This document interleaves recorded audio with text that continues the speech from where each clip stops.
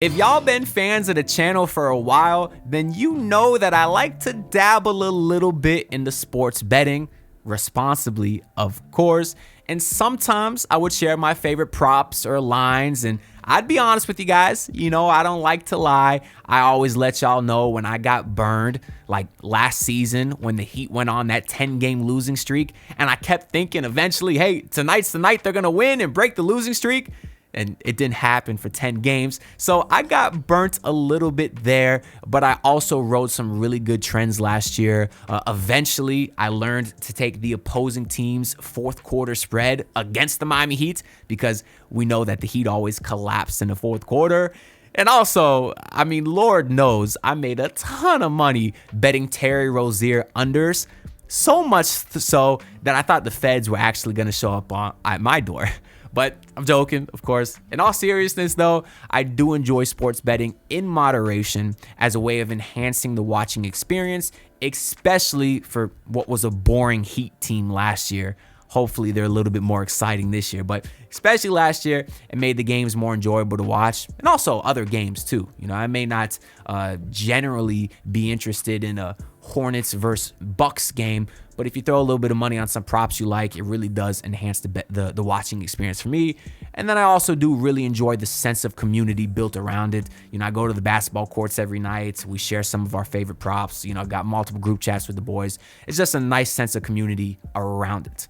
But you also may know that whenever I mentioned my sports betting on this channel, I had always started it by saying the anonymous player prop betting app that doesn't sponsor me, so I cannot say their name.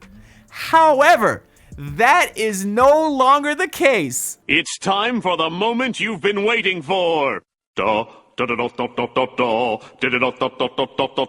just gonna cut to it because that was the most frustrating episode of SpongeBob in my entire life. So I'm proud to announce that this channel is officially sponsored by FanDuel Sportsbook. My podcast, Believe in the Miami Heat, which is essentially just the audio version of the videos that go on this channel. But they've secured a long-term partnership with FanDuel through the Believe Network, and I'm absolutely thrilled because I have been a long-time FanDuel user. I remember back in high school, the squad and I used to sit at the lunch table and use FanDuel to cook up the budget lineups with the salary cap just to see how many fantasy points we could score. Of course, we played for free back then because we weren't actually old enough to gamble, but we loved using FanDuel. I was actually able to find this old screenshot on my iPad from 2016 where I got my record for highest fantasy score ever on FanDuel, which basically how this specific budget lineup play works is you had like a $60,000 salary cap and you needed to build a 9-man lineup within that salary cap. And the better players you picked, well, of course, the more money they cost. And in this specific lineup, I scored my record of 371 fantasy points after Steph Curry and DeMarcus Cousins combined for 134 points just by themselves. And this is a throwback because if you look at the lineup, you also see Jermichael Green and Lance Stevenson and Courtney Lee. So the point is, I've been using FanDuel for a very long time, so it is truly an honor to be partnered with them. That doesn't change anything on this channel or this podcast. It doesn't mean you're about to get blasted with ads or anything like that. The content isn't going to change at all, but I do know that I get to proudly represent FanDuel in each video and podcast upload, which is something that I am very excited about. And since we are in the beginning of August, it's the middle of the off season, there's not a lot to talk about. I figured this would be a perfect time to actually open up FanDuel and see what early props they have in relation to the Miami Heat. So I'm on the official FanDuel Sports website. I am using the desktop version, but of course they have the app as well. You can see all the popular sports on the side here, including NBA, of course. But what I want to do is actually go to the search bar up here, and I'm going to search Miami Heat so we can see all the Heat-related bets. It looks like the first one they have is e-basketball, so I'm guessing that's in the 2K league. We will not be betting on this because I know nothing about it, but it is pretty cool how they have all types of sports, even esports. Now, the first actual bets that it looks like they have is for the Miami Heat regular season win total, which they have at 38.5. Am I tripping, or is that a little bit disrespectful? Especially in the weaker Eastern Conference. You know, we talk all the time. You expect Indiana to slip a little bit without Halliburton. The Bucks roster is literally dog water, outside of Giannis, of course, which maybe Giannis alone can get you more than 38 wins, I will admit. But the rest of the team sucks. You got no Damian Lillard no more. And then, of course, the Boston Celtics, you got Tatum out. They pretty much sold off all their other good players outside of Derek White and Jaylen Brown. So I pulled up the official basketball reference page for the Miami Heat so we can check the history of their win-loss record.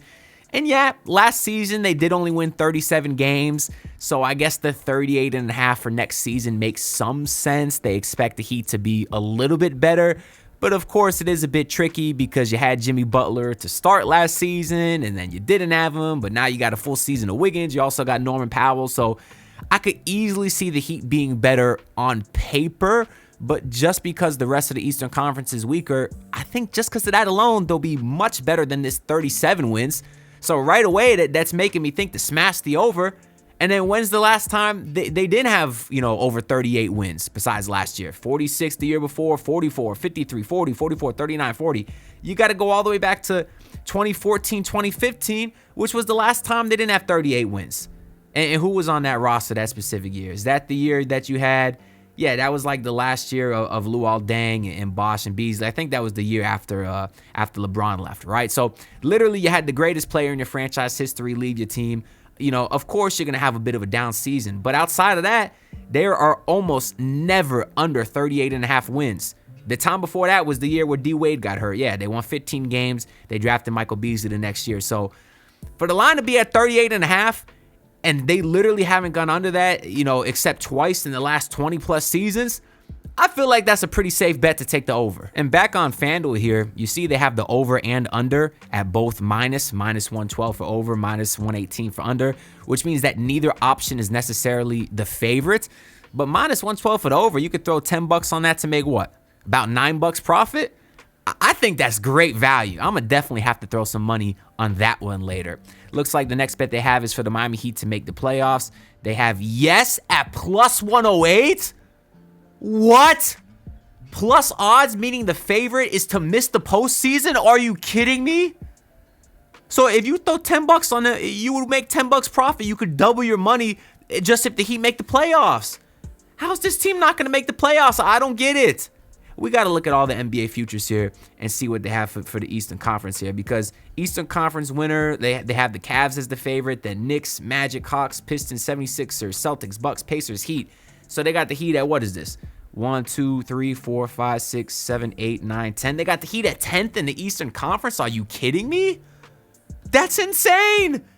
Obviously, I don't think the Heat are going to win the Eastern Conference, but they shouldn't have the 10th best odds behind Boston, behind Indiana. Oh, I love that bet for the Heat to make the playoffs. I'm going to have to smash that. This might be one of the rare times I put more than $5, $10 on a bet, because how did he not go make the playoffs?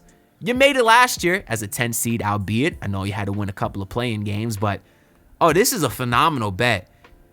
Listen, this is not financial advice by any means, but I don't know. Maybe I'm drinking the Kool-Aid a little bit too much. I know I tend to be optimistic at times, but I think I'm a realist in general. I don't know. Let me know down below. Am I crazy? Usually, Vegas and the sports books know more than me, but hey, I think that's a great bet. To win the NBA Finals, they have the Heat at plus 1,400. So if you really want to make some money, throwing $10 on that would win you $1,400. I don't know. It'd be like a little lottery ticket. I'm not gonna lie to you. Might throw a little bit of money on it. Might be a little fun.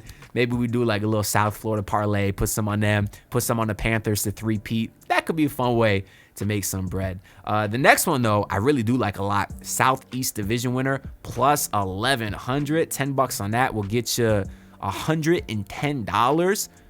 And let's go back to the view all futures here, and let's see who they actually have as a favorite to win the Southeast Division. So it looks like they have the Heat as third. The Magic are the odds-on favorite at minus 185. The Hawks at plus 200. And then they got the Heat here at minus 1,100. Listen, it would not shock me at all if the Magic or Hawks finish with a better record than the Miami Heat. But on paper, you could put the Heat up with those teams, you're talking best player in the conference, okay, it's probably Paulo Banchero, but I probably put Bam Adebayo second. You know, Tyler Hero's up there somewhere as well, of course, with Trae Young, Franz Wagner, Desmond Bane. So a lot of good players in the division for sure.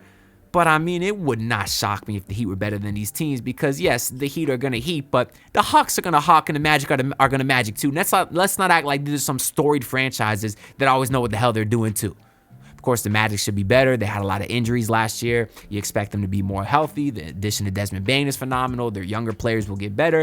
And, of course, the Atlanta Hawks had a great offseason too with Porzingis and Nickeil Alexander-Walker. They got Luke Kennard as well, but you know, another year, Zachary Reese-Shea, Jalen Johnson's back healthy. So I get why the Heat are third. I'm not going to lie to you. But just at a plus 1,100 odds, you know, what do we say? You could put, even if you want to put $5 to make $55, come on. I don't think you can pass it up personally. Let's see what other bets they have for the Miami Heat here.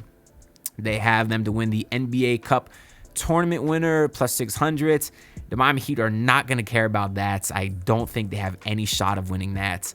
And then to win their Group C winner at plus 500. Yeah, I just had to Google who was in the Heat's group for the NBA Cup. That's how little I care, because I have no idea.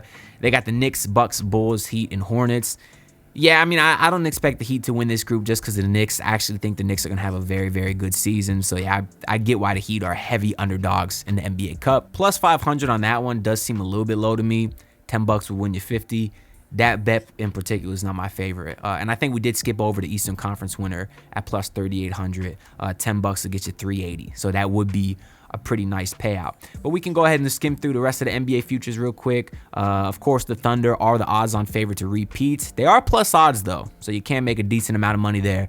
10 would win you 23. Outside of them, I kind of love the Denver Nuggets because honestly, I think they might be my overall pick. And at plus 850, $10 can win you 85. I do think that's a very safe bet. Somehow the 76ers are above the Heat. What the hell? If you love losing money, smash the 76ers to win the NBA Finals. Really to win anything. I think that team's going to suck once again. I don't get that one at all. But yeah, and then we looked at the Eastern Conference here too. Yeah, they even have the 76ers as, what's that? The 6th best team. I don't get it. Every year, the 76ers fumble, and everyone still thinks they're going to be good. I don't understand. Listen, we all know that the national media likes to hate the Heat. I guess Vegas does too. And that's good news because that means that us common folk could take advantage of that right there. And then, of course, they have the regular season wins for all these other teams. Maybe we'll go through this in a future video as we get closer to the season. Maybe we could build a fun little parlay, like a 20-leg parlay, just picking all these teams, whether they'd make the playoffs or not. That'd be something really, really fun that we can do in the future. But overall, some really nice bets that I like here for the Miami Heat. And I actually do want to check the Miami Dolphins as well, which I was skimming through a bit earlier. They do have their lineup for the preseason game in about a week here. I'm not betting on preseason because we don't know who the hell's going to play right now. But they do have week 1 available in which the Miami Dolphins are okay, so they're actually both for the money line here with the Colts. But it looks like the Colts are 1.5 point favorite right here. So it'll be interesting to see. I don't know. I don't know if I feel comfortable betting game 1 for the Dolphins just because we don't know what type of team is going to show up this season. But what I am a little bit interested in is the regular season wins. They actually do let you bet over 3.5 wins, which should be a lock. You never know with the Fins, but you probably wouldn't win much. Yeah, $10 would win you 71 cents. That I don't think is good value. But where I actually, do they have how many wins they're actually going to have for the season? I think it was like 7 or 8.5. I'm sure it's here somewhere. I don't want to spend forever going through all the props here because they have a ton, which is one of the great things about FanDuel. When you really have some time, I highly recommend just sitting through and seeing all the different fun bets that they have, and I'm definitely going to have to do that at a later date. But personally, I think the Dolphins might win 8 or 9 games. So if I want to go over 7.5, you can get plus odds on that. Wow, plus odds for the Dolphins to win 8 games? That's still under 500. $10 here would win you $10 because, yeah, they're plus 100. I like that a lot. I'm not going to lie to you. In fact, I might throw a decent amount of money on a betting slip here. We'll get a little parlay going, and we'll go back to the Miami Heat, do Dolphins over 7.5 wins, and then Miami Heat to make the playoffs, right? Where's that one at here? Make the playoffs, yes. You can get two odds here. That'd be plus 316 overall on the 2-leg parlay. $10 to win you $31. That's the type of bet that I'm talking about, ladies and gentlemen. Once again, not financial advice, but if I was going to, this is what I would tell y'all to bet right there. But it's definitely going to be a fun season with FanDuel. I'm looking forward to checking in all year long, especially with the NFL season starting up very soon. And I do also want to stress the importance of betting responsibly, something that I take very serious. I know there may be a handful of people watching this video that may not enjoy it because they're not a fan of sports gambling, and I completely understand that, to each their own. But there is ways to do this safely. For example, me personally, I keep a spreadsheet of all of my withdrawals and deposits, so I know exactly how much money is going into my sports betting. I almost never bet more than $5. You never want to chase your losses, meaning if you happen to have a loss, don't bet double on your next bet because then you end up losing more and more. So you want to be very careful with that. And most importantly, don't bet more than you can afford to lose. You know, you're supposed to keep it fun, and that's what it is for me. For all the reasons that I mentioned earlier, it's something that I just enjoy doing. You know, some people like to go out to the club and spend money on drinks and all that other stuff, and I don't do that. I like to sit home, watch sports, and throw a little bit of money on it just to make it fun, and just the sense of community along with it. You know, the group chat with the boys and all that stuff. It's just something that I enjoy doing when you do it responsibly. And of course, if you do have a gambling problem, make sure to look up the hotline. Of course, there's many of them that you can reach out to if you need some help. But that's all I got to say for this video. Make sure y'all like and subscribe. I could not have got this amazing partnership without y'all support. So I greatly appreciate everyone watching this, and I'll see y'all in the next video. Peace out, everyone. Look, pull up in your city tryna get that dead face. Do it on my own, I don't need no dead weight. Had to kill him off, yeah, I need a head space. You know this homegrown bitch don't offend me.